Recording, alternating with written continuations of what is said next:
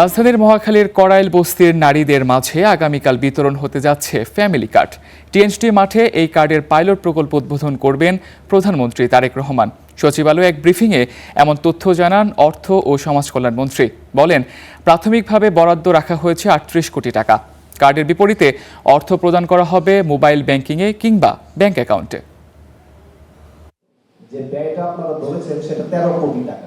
নির্বাচনের ইশতেহারে বিএনপির অন্যতম আলোচিত প্রতিশ্রুতি ছিল ফ্যামিলি কার্ড। সেই প্রতিশ্রুতি পূরণ শুরু হয়েছে। প্রাথমিক পর্যায়ে ৩৭,৫০০ নারীর প্রধান পরিবার পাবে এই কার্ড।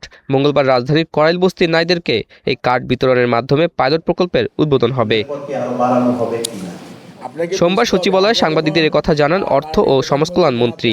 প্রায় ৬৮,০০০ তালিকার মধ্যে প্রথম পর্যায়ে ৩৭,৫৬৭ জন নারী প্রধান পরিবারকে কার্ড দেওয়ার জন্য চূড়ান্ত করা হয়েছে। এ বাবদ বরাদ্দ রাখা হয়েছে ৩৮ কোটি ৭ লাখ টাকা।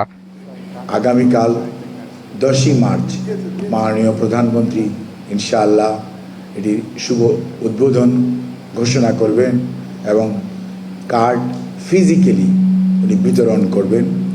পাইলট প্রকল্পের অধীনে দেশের ১৩ জেলার ১৩ সিটি কর্পোরেশন ও ইউনিয়নের ১৫টি ওয়ার্ডে কর্মসূচি বাস্তবায়ন করা হবে। ফ্যামিলি কার্ডের টাকা সরাসরি মোবাইল ব্যাংকিং কিংবা ব্যাংক অ্যাকাউন্টের মাধ্যমে বিতরণ করা হবে। সবার কাছে যাবে ক্রমান্বয়ে। আমরা হতদরিদ্র দিয়ে শুরু করছি, তারপরে দরিদ্র যারা আছে, তারপর নিম্ন মধ্যবিত্ত যারা আছে, এইভাবে উপর দিকে যেতে থাকবে এবং সকল নাগরিকের কাছে এটা পৌঁছবে। সকল নারী প্রধান সংসারে তার হাতে গিয়ে পৌঁছবে। ফ্যামিলি কার্ড হবে এনএফসি প্রযুক্তির। আসছে জুনের পর এই কার্ড বিতরণের মূল প্রকল্প বাস্তবায়ন শুরু হবে বলে জানিয়েছেন সরকারের মন্ত্রীরা। সংসার পরিচালনার জন্য কত বড় একটা সাহস দেবে, কত বড় একটা সুযোগ সৃষ্টি করেছে, এটা বলার অপেক্ষা রাখে না। আতাউর নিয়ন, স্টার নিউজ, ঢাকা।